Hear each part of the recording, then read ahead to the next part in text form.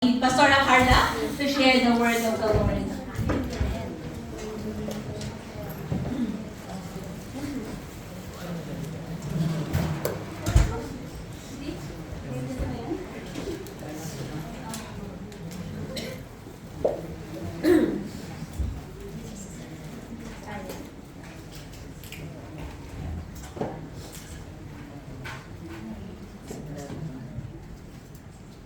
Amen.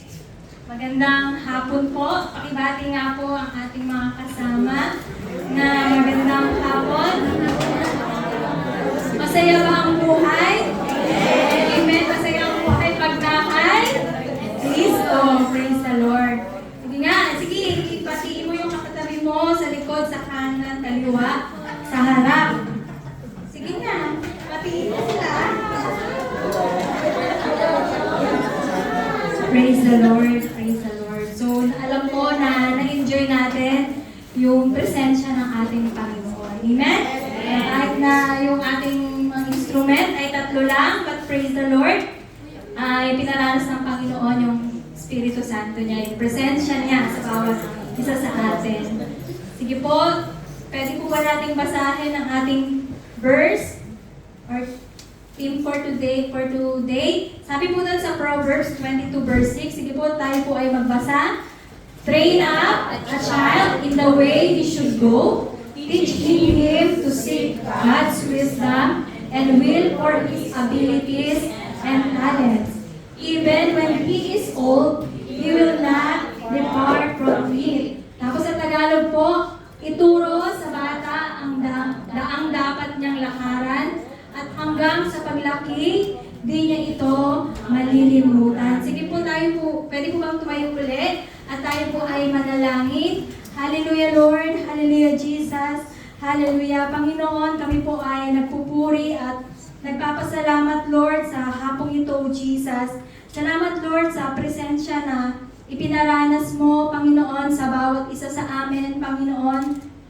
Maraming salamat, Lord, sa pagsama mo sa amin, Panginoon. Maraming salamat, Lord, sa lahat ng bagay na ginawa mo sa amin sa buong linggo. And even sa araw na ito, Panginoon, na binigyan mo kami ng panibagong buhay para makapakinig ng iyong salita at para, Panginoon, gawin ang nararapat para sa iyo, Panginoon. Kaya maraming salamat, Lord. I pray, Panginoon, na sa oras na ito, patuloy mo kaming bigyan ng katalinuhan, ng kaalaman, Panginoon, sa iyong mga salita na aming mapapakinggan in the mighty name of Jesus.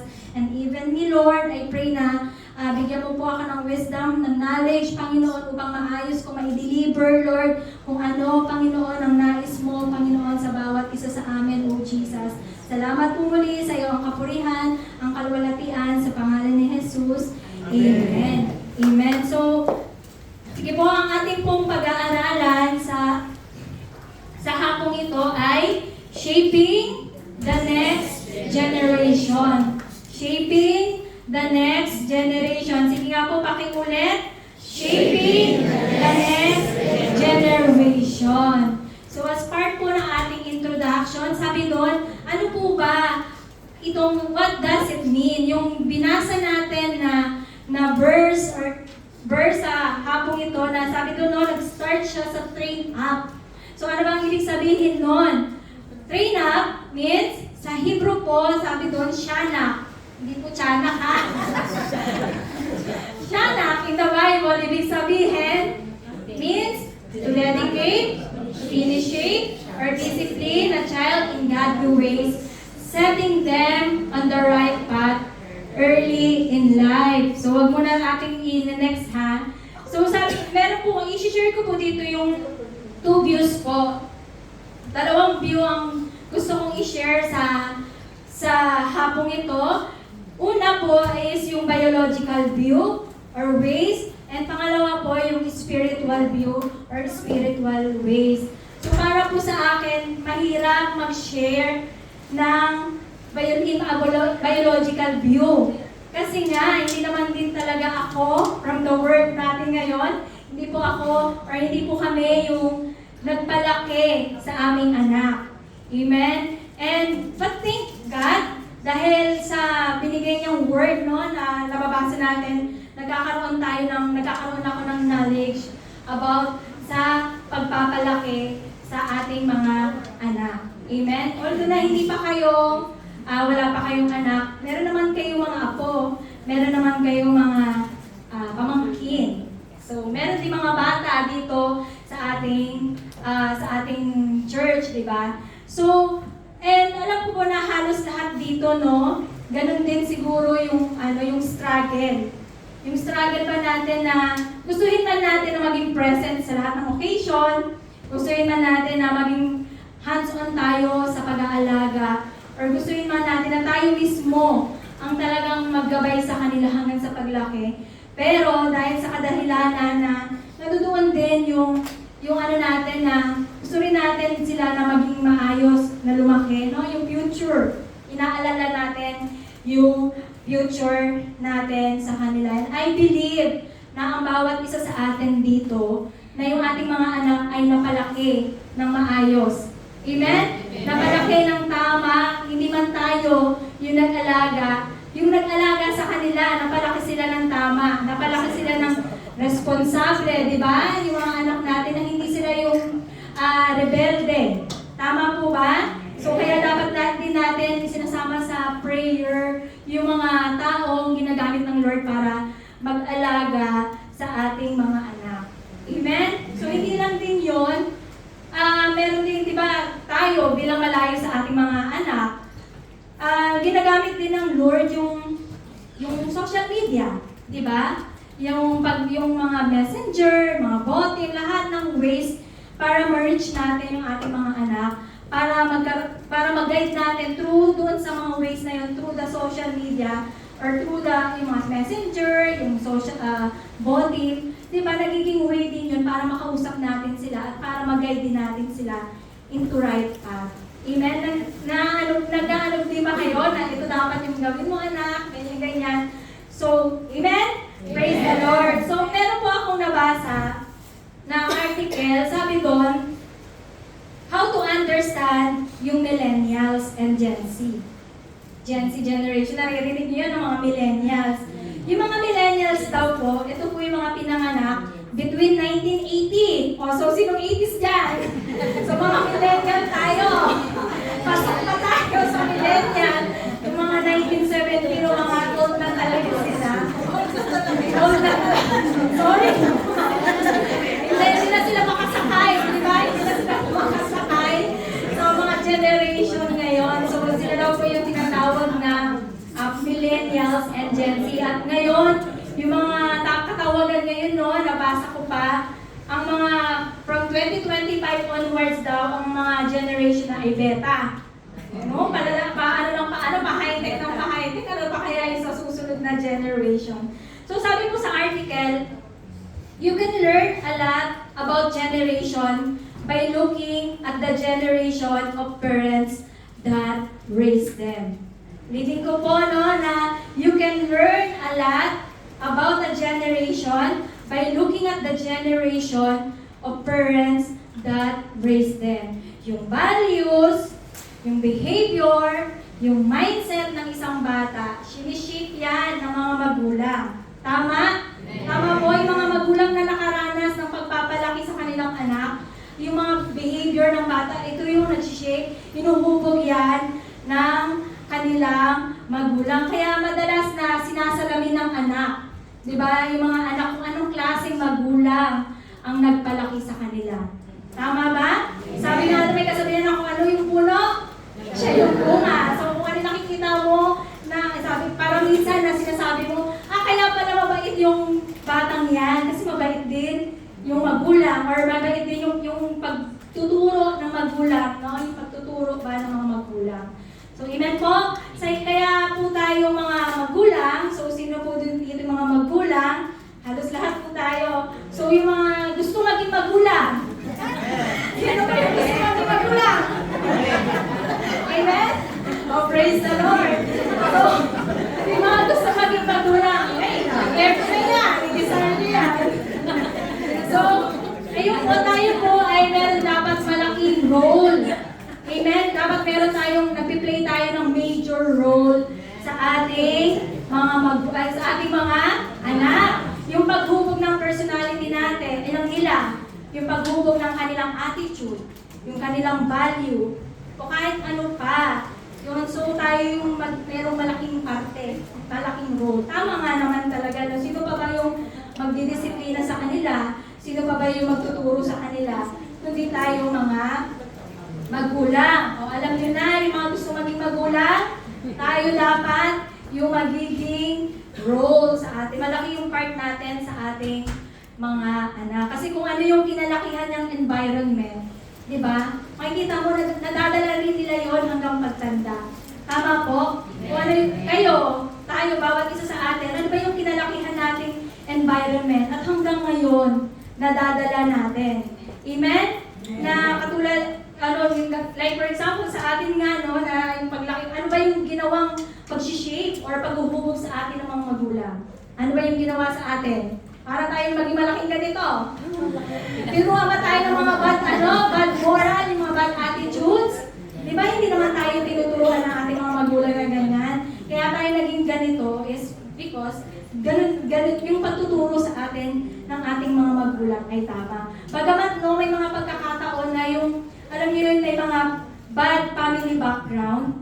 Di ba? Hindi naman din maiwasan na kung may maririnig ka na nagmula sila sa bad family background, yung pamilya nila is problematic, yung talagang grabe yung pamilya nila, pero hindi yan yung magde-decide din sa child's future.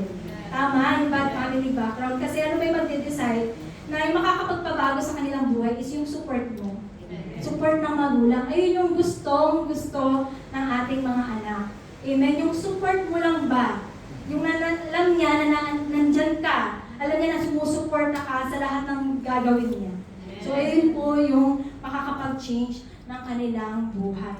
So, ngayon po, sabi doon, in a biological way, next po, how can we train up a child? So, paano ba natin matitrain yung ating mga anak? Yung iba dito, malalaki na yung mga anak. Tama? Yung iba dito, nagsisimula pa lang. So, tayo bilang nakakatanda na lang. Siguro nakakatanda na lang. So, how can we train up a child? Sabi doon, number 1 is understand the way. Understand the way, ibig sabihin po niyan, is more than doon sa pagkukorek ng mga bad behavior. Or more than pa doon sa pagtuturo natin ng rules para sa kanila. Kasi yung understand the way, meaning to say, it's about i-guide mo sila na i-discover po yung unique path na pinlano ng Panginoon para sa kanila. No, ikaw mismo na magulang, ikaw yung mag-guide ng kanilang path na yung discover the unique path na pinlano ng Panginoon para sa kanila na we are here, na tayo ay naririto para ma-recognize po kung ano yung mga talents, kung ano yung mga interest, or kung ano yung mga spiritual gifts ng ating mga anak. Siguro kung kasama nyo yung mga anak nyo, no, ganun yung makikita nyo, di ba? Ganun yung kung ano yung interest ng anak mo, no, kung ano yung gifts ng anak mo, ikaw mismo yung makakakita para sa kanyang paglago. Sa number 2 naman po, sabi doon, be a model. So, paano ba natin iti-train up ang ating mga anak, ang ating mga pamangkin, ang ating mga lola, apo. Ay, ang mga apo, sabi doon, tayo ay maging model. So, ibig sabihin, sabi doon, children learn by observing. Agree po? Na alam nyo, yung mga bata, nakatahimik lang yan. Pero sila ay very observant. Tama? Tapos may mga pagkakataon na kung ano yung nakikita nila sa atin. Ayun yung ginagaya nila. Kasi yun yung nakaano nila na tama pala to, ganito pala to, ay tama pala yung ginagawa niya. Amen? Kaya bilang mga nakakatanda at bilang mga magulang, we have to set a good example sa kanila. Amen po? Na tayo dapat yung maging magandang halimbawa para sa ating mga anak. I remember po no, na talagang children are very observant. Nalala ko na nandito si Sia, hindi ko alam kung ano yung naipakita ko sa kanyang hindi maganda. Tapos lumabas na lang sa bibig niya na, Mami, dapat good mommy ka. Sabi ko, nagulat ako sa kanya. Bakit ngayon nasabi? Sabi ko, Lord, sabi ko, ano ba yung, inisip ko kung ano yung mga, yung mga naipakita ko sa kanyang hindi maganda. maganda. Kaya nga minsan sinasabi niya sa akin, lagi ka na lang galit. Sabi ko, alam mo yun, nung time na sinabi niya yun sa akin, talagang nag-distract sa mind ko, nag-distract sa heart ko na para bang nahiya ako sa kanya. sabi ko, Lord, hindi ko ba na ipakita ng maganda? Ba't niya sinabi yung mga bagay na yun sa akin? Kaya sabi ko talaga, hiyang-hiya talaga ako sa kanya. At hiyang-hiya talaga ako sa Lord. Sabi ko, Lord, hindi ko na ito uulitin. Kung ano man yung pinakita ako sa kanya na, talagang grabe. Hindi naman na may erase yun, di ba? Hindi na yung may erase eh. Kasi kapag parang natimo na sa isip niya yun. Kaya kailangan talaga na tayo mga magulang ay maging magandang halimbawa sa ating mga anak. Dahil sila po ay napaka-observant, no? Napaka-observer nila. Amen? So number 3, teach consistently. So training is a daily. Hindi siya one-time instruction lang. Ito lang gawin mo, ganon. Hindi po. So it is a daily. Katulad na lang din ng mga athlete, no? So sino po yung athlete dito? Na yung training nila, daily. No? Consistent. So tayo din, bilang mga magulang, or bilang mga nakakatanda, tayo po ay we have to train them in a daily manner. Amen po? So number 4, shape character. Sabi doon, let us develop po yung good values. Ano bang good values? By teaching them to be aware of God. No, na ituturo natin sa kanila kung ano yung ways ng ating Panginoon. And to care about other people. No, na magturo tayo ng kung paano i-care yung ibang tao. Number 5 is provide guidance, not just rule. Remember po, or take note po, na yung goal natin is turuan sila. Turuan sila ng God's wisdom. According to yung sa binasa natin kanila na train up a child in the way he should go, teaching him to seek God's wisdom. So yung goal natin is to train them, turuan natin sila ng God's wisdom. Hindi lang yung mag-set tayo ng rules. Kasi minsan yung mga magulang set ng rules. Gawin mo to, gawin mo yan, gawin mo to. Diba? Parang nabuburiyo na yung mga bata. Nakakaburiyo nga naman talaga. So, kaya tayo po, let us teach children how to think wisely. Teach them yung wisdom na nagmumula sa ating Panginoon. And lastly po, use God's Word. Use God's Word. Incorporate po the Bible sa mga bata.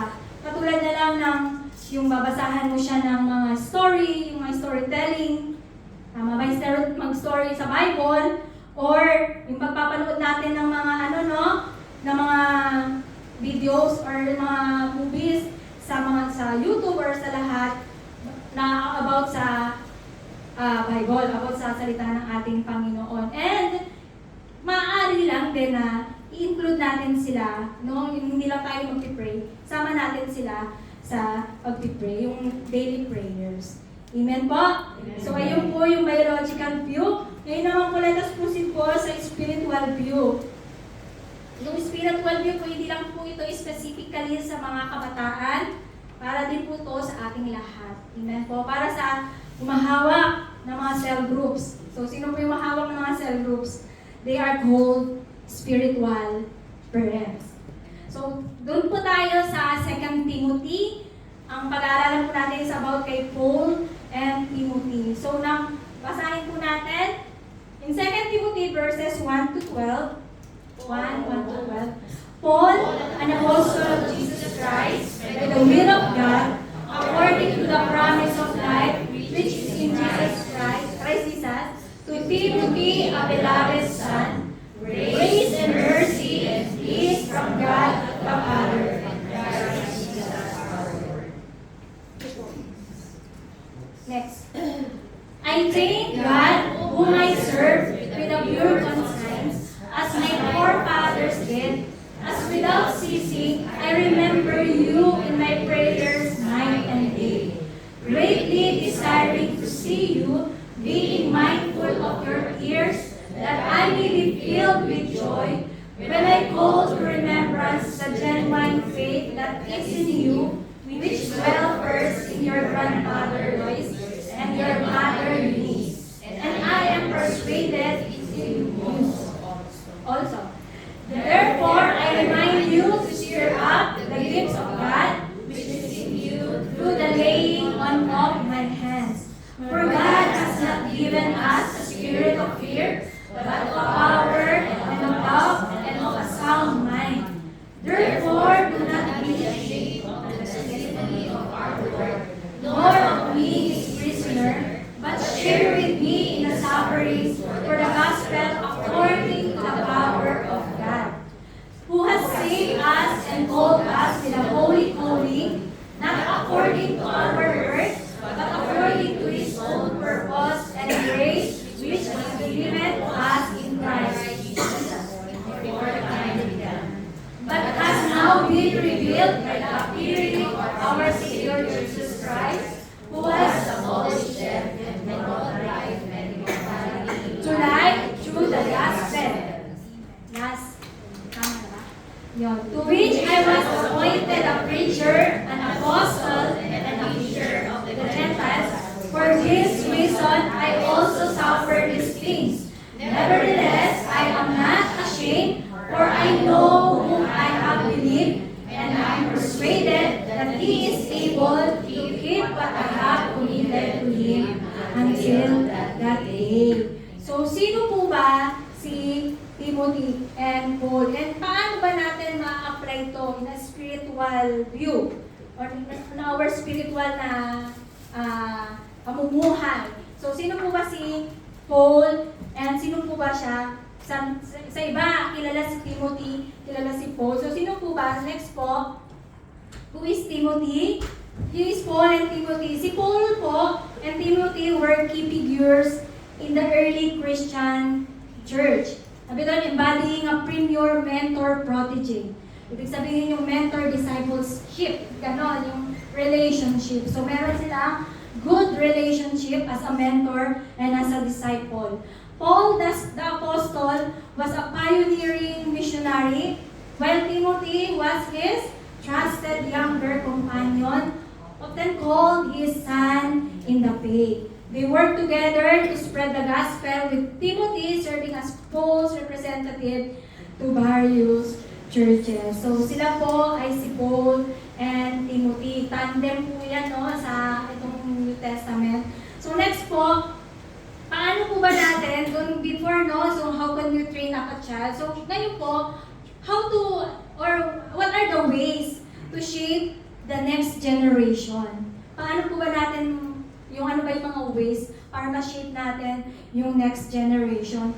Number one is, teach a legacy of faith yan. Teach a legacy of faith. In 2 Timothy verse 1 to 5, sabi po doon, when I call to remembrance the genuine faith, or sa ibang salin is the sincere faith that is in you, which dwelt first in your grandmother Lois and your mother Eunice, and I am persuaded is in you also. So sa verse na to, makikita natin kung paano pinraise ni Paul si Lois and si Eunice for leaving a lasting legacy of faith kay Timothy. Yung lola ni Timothy, yung nanay ni Timothy, nagkaroon ng malaking role in her, or yung sa paghubog pa sa pananampalataya ni Timothy. Kaya yung impluwensya ng magulang at ng lola ni Timothy, yun yung nakapag-prepare sa kanya, sa puso niya, na makarinig at makareceive ng gospel at ma-develop yung relationship niya sa Panginoon.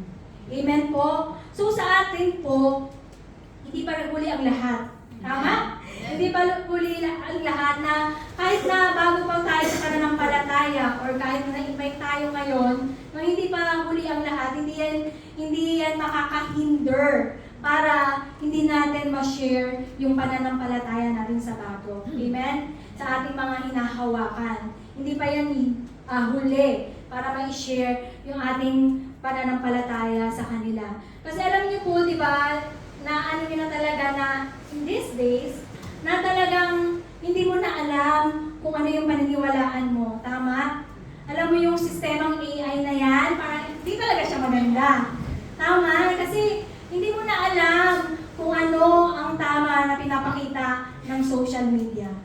Amen? Na ikaw mismo, minsan ikaw mismo na magpapaniwala ka talaga dahil parang totoong-totoo. Talaga, tama, di ba? Na parang totoong-totoo at nagkakaroon niya ng malaking impact sa kabataan. And even sa atin, nagkakaroon din niya ng malaking impact yung AI na yan. Amen? Nakala mo talaga totoong-totoo. Pero alam niyo po, kung alam mo ang stand mo sa Panginoon, at kung alam mo yung faith mo, di ba? Kung alam mo yung faith mo, so hindi ka yung maliliko, yung baga hindi ka ano kang tawag doon? Masishake. Kasi alam mo yung stand mo sa Lord at alam mo yung faith mo sa Panginoon. At ito po, yung faith na to, ito po yung pwede din natin ma-share, ma-influence sa mga, or maituro sa mga hinahawakan natin. Or sa mga next generation. Alam niyo po sa cell group, di ba may leader? So ano ba yung mga tinuturuan nila? Sila po ay next generation. Tama? Hindi po all the time na nandito po kami. Tama po yung mga leader. Hindi yan buong buhay or na nandito. Meron kaya nga nagdi-disciple di ba? Nagdi-disciple. Kayo po ay mga next generation. Tignan mo nga yung katabi mo, ikaw pala yung next generation Sabihin mo nga, you are the next generation. Amen? Ayaw? Ayaw ba? Next generation, bata. Mga generation beta. Kayo yung mga generation beta in spiritual, di ba? Batang-bata. So, for us, na mga spiritual parents, mga leaders, para po ay magkaroon tayo ng malaking impact sa buhay nila. Tama? Katulad nga kanina, na sa biology ka na kaibitapan ay maging magandang halimbawa. Lalo-lalo yung pananampalataya natin. Ano po?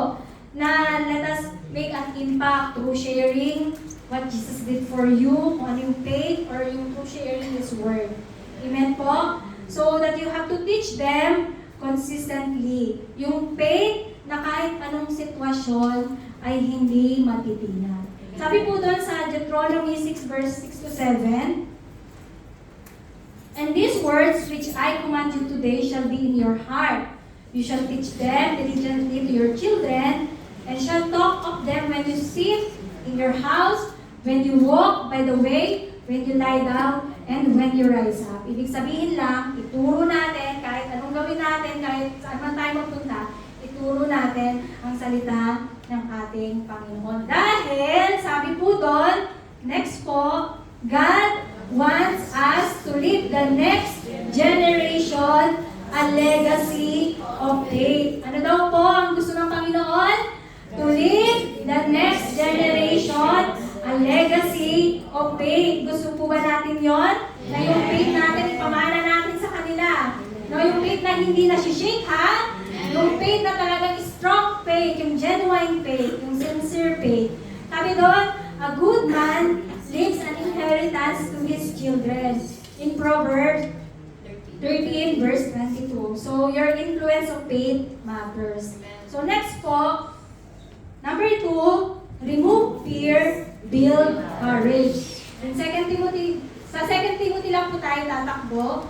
So, sabi doon sa verse 7 to 8, "For God has not given us a spirit of fear, but of power, and of love, and of sound mind. Therefore, do not be ashamed of the testimony of our Lord, nor of me his prisoner, but share with me in the sufferings for the gospel according to the power of God." So, ang sinasabihan po dito ni Paul is si Timothy po.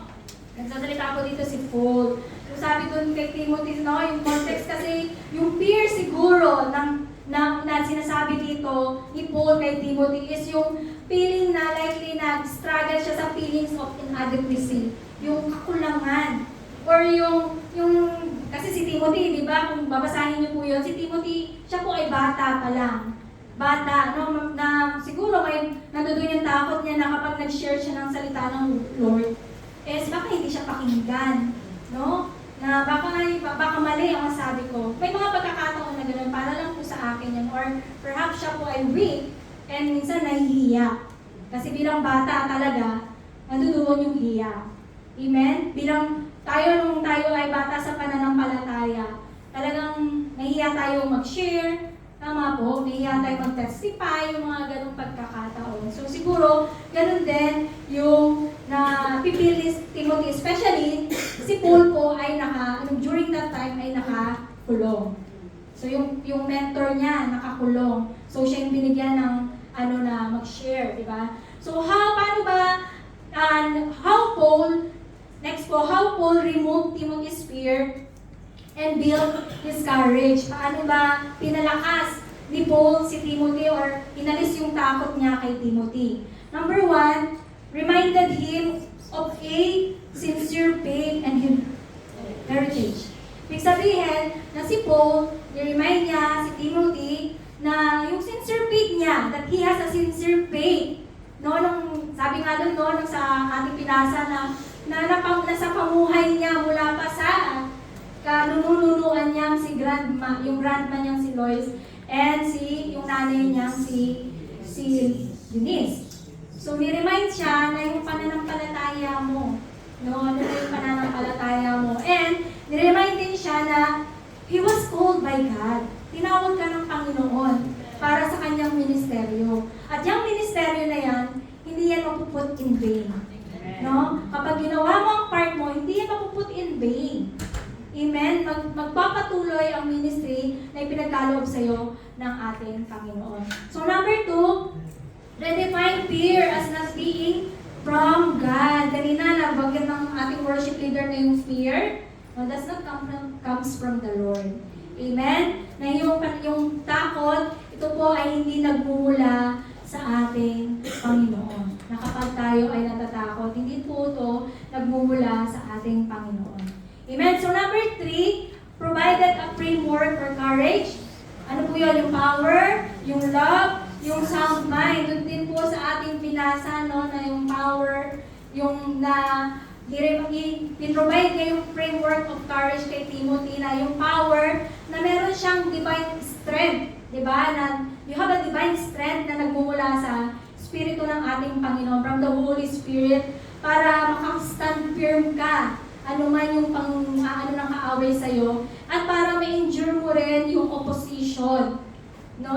Rather than na magtiwala ka sa sarili mong lakas. Amen. Tayo din, no? Binigyan tayo ng power or divine strength ng ating Panginoon from the Holy Spirit to stand firm. Amen? To stand firm na hindi tayo ganun. Basta yun na yun. So, number 2, yung sabi doon, yung love. Sabi po yung love dito is yung, si Paul po, in-emphasize niya po yung perfect love drives out fear. Totoo, no? Kung ani natin talaga naman na yung perfect love drives out fear. Sa 1 John po yun, 4:18. Basahin niyo na po. And number 3, sound mind or self-control. Sabi doon, yung courage, yung sound mind at self-control, in-encourage niya si Paul na yung sound mind or yung self-discipline or yung self-control, ito yung makakatulong kay Timothy para siya ay maging kalmado. Para siya ay mag-focus sa pinapagawa ng ating Panginoon sa kanya at para siya ay maging wise instead na mag-panic. No, minsan kasi tayo, madalas din, tayo po ay nagpapanik. So sabi doon na yung tinulungan ni Paul, no, yung in-encourage ni Paul, natulungan si Timothy para mag-build yung focus niya, yung pagiging kalmado niya. Amen, sa situation na yun. So now, last po, model courage through his own example. Totoo, si Paul ay naging good example po ni Timothy. Minodel niya yung courage through his own example. In verse 8, sabi doon na, sa din natin na Paul asked Timothy not to be ashamed. Diba? Do not be ashamed. Ayun yung sinabi ni Paul, model din ni Paul yung pagiging ano. Kasi diba, sabi ko nga kanina, na si Paul po ay during that time ay nasa kulungan. Amen? So bilang po sa atin, sa iba po dito na hindi naman din lahat is matured in faith, and bilang yung iba na bata sa pananampalataya, andun din minsan yung feeling like Timothy. Tama? Yung feeling like shy, feeling like afraid, na nahihiya mag-pray dahil hindi mo alam kung ano yung sasabihin mo. Yung parang nakutal ka ba? Di ba ako, nung bago ako sa pananampalataya, kung mag-pray, ayoko. Sabi, hindi ko alam kasi kung ano yung ipag-pray ko, at kung mag-pray ka ba na parang yung utal-utal ka, hindi mo alam kung prayer ba yun or ano. So, ganun din, no, na nahihiyang mag-share ng word. Kasi bago ka pa nga lang, hindi mo alam kung tama or ano. Alam niyo po, but as their mentor, no, as their spiritual parents, lalo-lalo na po sa ating mga group, sa Bible study, we have to build a courage for them. Tama po? Na kaya mo yan. Di ba? Naririnig niyo ba yun sa mga parents niyo spiritually? Kaya niyo yan. Kaya mo yan para sa Lord. No, yung palakasin mo yung loob nila para sa gawain ng ating Panginoon. Kasi, kaya bilang dinidisciple, no, na kapag tayo ay pinupush ng ating mga leader, sino yung nagpupush sa inyo? Sabihin niyo na. Kaya kung sino yung nagpupush, no, yung pinupush tayo ng leader natin na, ikaw naman yung mag-pray. Ikaw mag-closing prayer next week sa ating Bible study. O ikaw magturo, di ba? So anong pakiramdam? Anong pakiramdam niyo? Sabihin niyo na. Natutunan na parang kinakabahan kayo, natatakot, nahihiya. So alam niyo po, ginagawa yan ng mga leader niyo para mas lalo mag-build yung confidence niyo. Hindi para na ayaw niya lang ikaw na lang, ayaw na ng responsibility, no? Tinutulak kayo na lang. Hindi po ganon. So, bilang mga spiritual parents, kaya po namin ginagawa yon sa inyo. Kasi gusto namin ma-build yung courage nyo. Ma-build yung confidence nyo. At mas lalo pa kayong maging malalim sa pananampalataya. Kaya, sige, next week kayo kung matutulog. Gusto niyo ba? Gusto niyo bang maging part ng dito? Praise the Lord. So, ayun po, no, kaya huwag tayo mag-create sa mind natin. Ano ba itong mga to? Nakakaisa mga itong leader na to? Na lagi pinapagawa yung mga ganito. Ano? Yung mga may pagkakataon na ganun kasi ganun din po yung naranasan ko eh. Nung dating bata pa ako sa pananampalataya, ako daw yung mag-pray. Ano ba yan? Hindi mo ako sa kanya. Ano yung iba-iba na yung naiisip ko ba? Ayoko na umaten. Kasi nga, mag-pray ako next week. Kaya yung na-schedule na mag-pray next week, hindi na siya umaten. Kasi nga natakot. Pero gano'n yung nasa isip ko, ayoko na umaten. Pero hindi naman, ang inano ko na lang din, hindi naman din sila yung pinaglilingkuran natin. No? So, ang ating Panginoon. Ang ating Panginoon ang nag-appoint sa atin dyan. Yung mga spiritual leaders. Narinig niyo yan, ha? Gusto na daw nilang mag-pray. So, huwag na kayo matatakot. So, huwag na po kayo matatakot. Amen? Nakikita nyo rin, di ba, yung mga leader nyo na talagang matapang sila. So, number 3, activate their spirit. Ay, nasa na tayo? Number 3, di ba yun? Oo. So, paano ways to shape the next generation? Activate their spiritual gifts. So, sa 2 Timothy pa rin po, verse 6, sabi doon, therefore, I remind you to stir up the gift of God, which is in you through the laying on of my hands. Sa ibang verse po, train up into pray.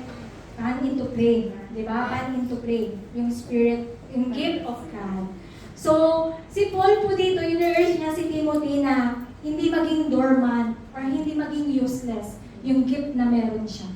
Amen? Dahil lang sa takot.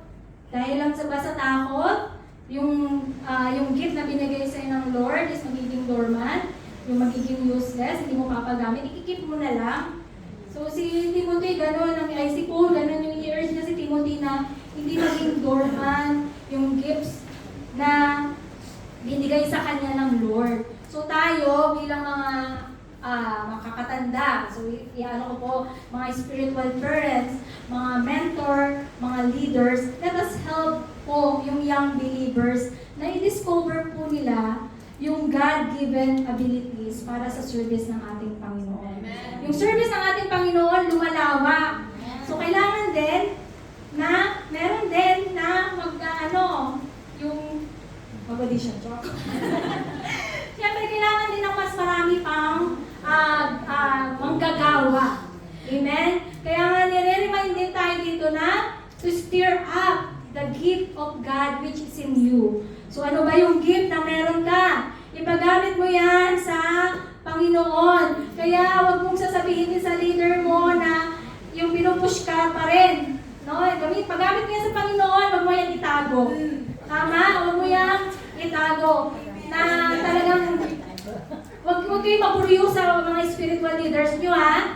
Sa mga cell group leaders nyo. Kasi, alam nyo po, nakikita yan ng mga, kung ano yung mga gifts, di ba, sa pagsasama nyo sa cell group. Siyempre, nakikita ng mga leaders kung ano yung mga gifts, yung talent na pwede mong i-share sa ating Panginoon. Kaya nga, ini-encourage ka ng leader mo, uy, may ganito ka palang talent eh, pagamit mo yan sa Lord. Tama? Na wag mong hayaan maging dormant, wag mong hayaan na maging useless yung gift mo. Or kahit na pasikat ka na lang siguro, no?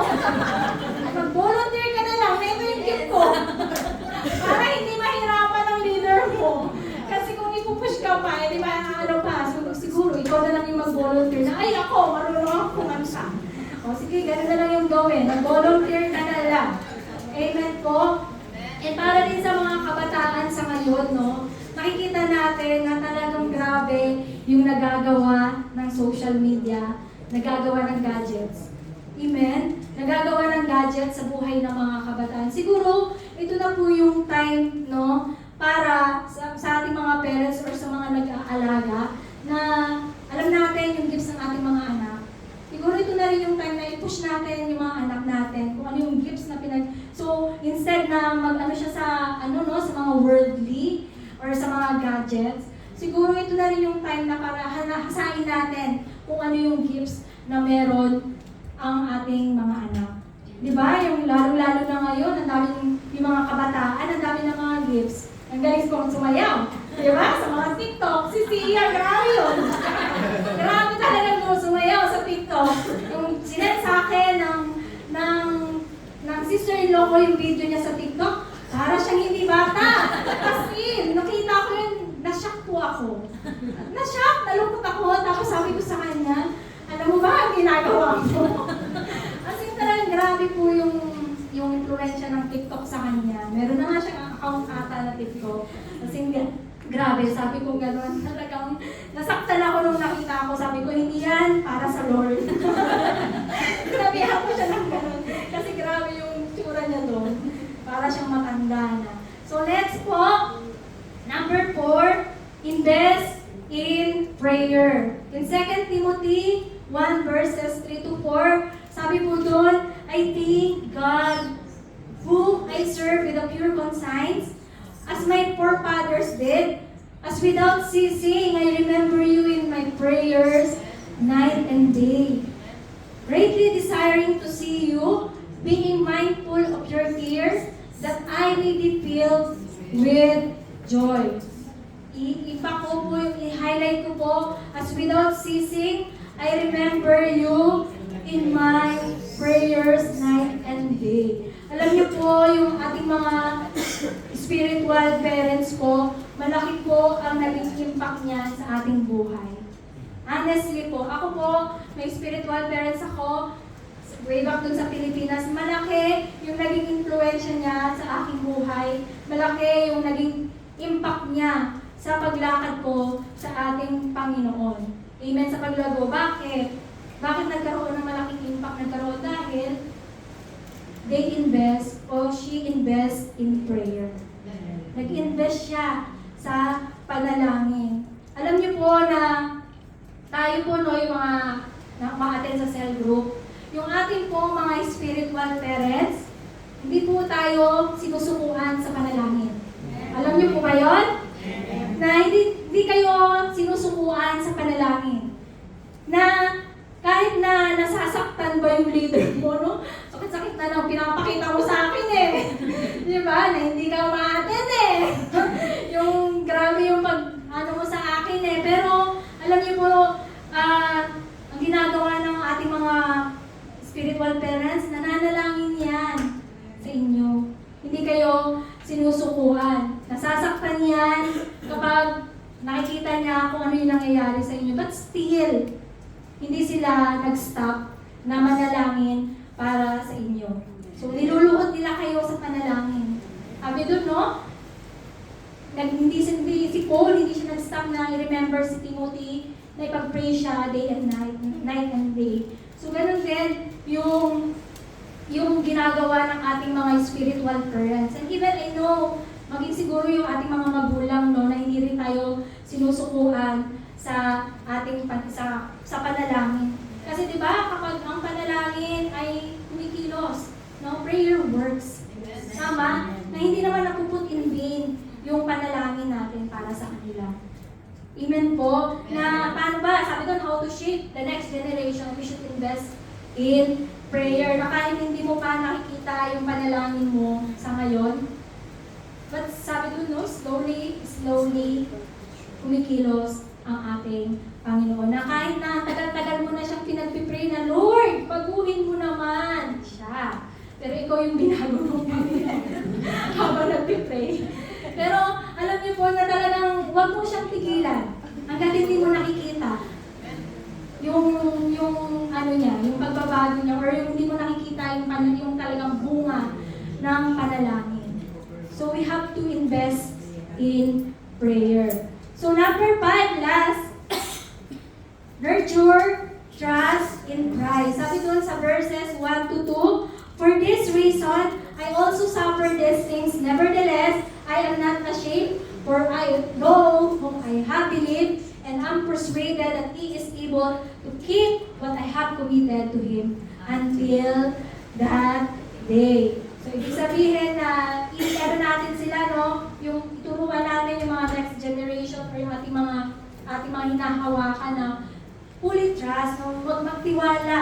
Magtiwala ng gusto sa ating Panginoon in every situation. Ano mang maging panahon, di ba?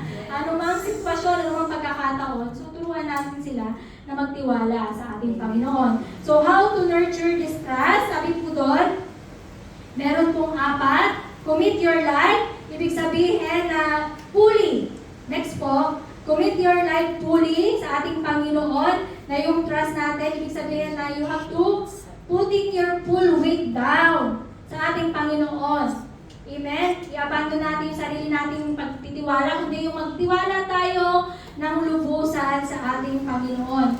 Number 2, remain unashamed in suffering. Dahil nga nung time na yun ay naka-prison nga po si Paul. So yung sabi doon na yung nurturing trust means yung accepting ba yung suffering. I-accept natin yung suffering can be a part of Christian life. No? Sabi nga na hindi naman better process ang buhay natin. So nandun din na we are suffering din po. So we have to accept yung suffering is part of Christian life. At ito yung nagdadrive sa atin para mas lalong magtiwala at mas lalong maging close sa ating Panginoon. Number 3 is rely on the Holy Spirit. Yung Holy Spirit po, ayan po yung nag-enable sa atin na magtiwala sa ating Panginoon. Nag-guide, sabi doon, guarding the good deposit of the gospel within them. Kasi yung Holy Spirit po, siya po yung magtuturo sa atin, sa inyo, kung ano po yung dapat natin gawin. Amen? So number 4 is focus on eternity. So let us focus how to nurture our trust. Let us focus on eternity. Sa eternity tayo, no? Trust grows when life is viewed through the lens of eternity. Amen po? So tapos na po tayo. Ang ang ating pong conclusion, sabi doon, in shaping the next generation, we must teach them a legacy of faith, remove fear, build courage, activate their spiritual gifts, invest in prayer, and nurture their trust in Christ. So, meaning to say, in shaping the next generation, we must train them.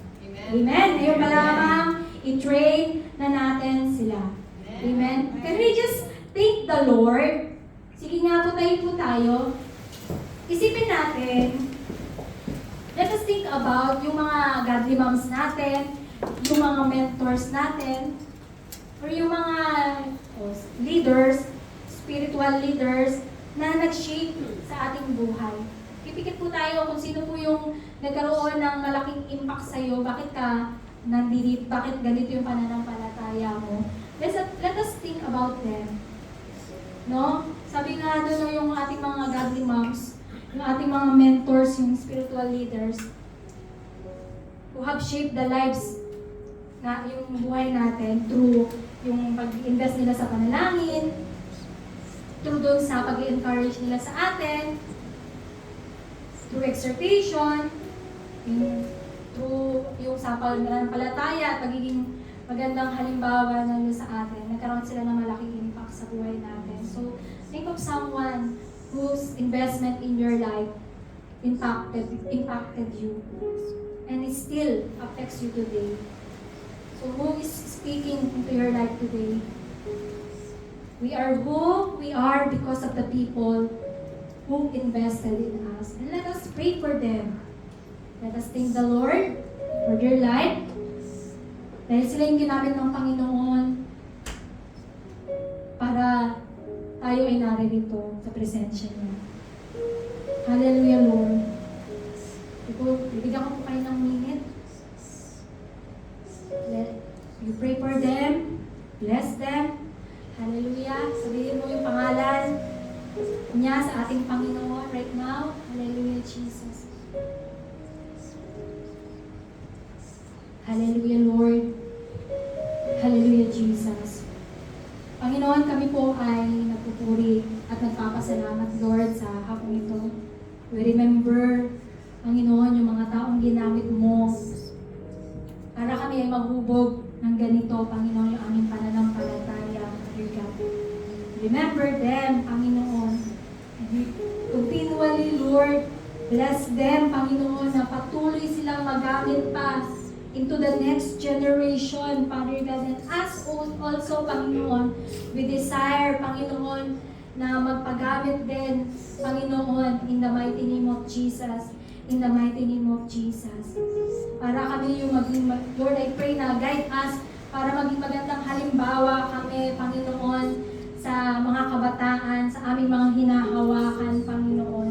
Ikaw lang ang makita sa amin, Panginoon. Because we are living here, may mga pagkakataon, may mga flaws kami, Panginoon, na makikita ng aming mga hinahawakan, Panginoon. Hindi namin yun mapipigilan. But I pray, Father God, yung sa tulong ng iyong Espiritu Santo, Panginoon, kami, ng mga leader mo, Panginoon, kami na mga humahawak, Panginoon, sa mga groups, Father God, na give us wisdom and knowledge. Let your Holy Spirit be with us, Panginoon, always. Guide us, protect us, Panginoon, in the mighty name of Jesus. In the mighty name of Jesus. And I pray, Panginoon, na maging malaking impact din po kami. Lahat po kami dito na nasa congregation na ito, na nasa lugar na ito. And even we remember also yung aming mga kapatid pa na wala dito. Dalangin ko, Lord, na magkaroon kami ng malaking impact, Panginoon, sa kabataan, malaking impact sa aming mga kapwa, Panginoon, sa aming mga cell groups, Panginoon, or mga life groups, O God, in the mighty name of Jesus, and even in this church, O God. Kaya salamat po muli, Lord, sa iyong salita. Pinupuri ka namin at pinapasalamatan sa pangalan ni Jesus. Amen.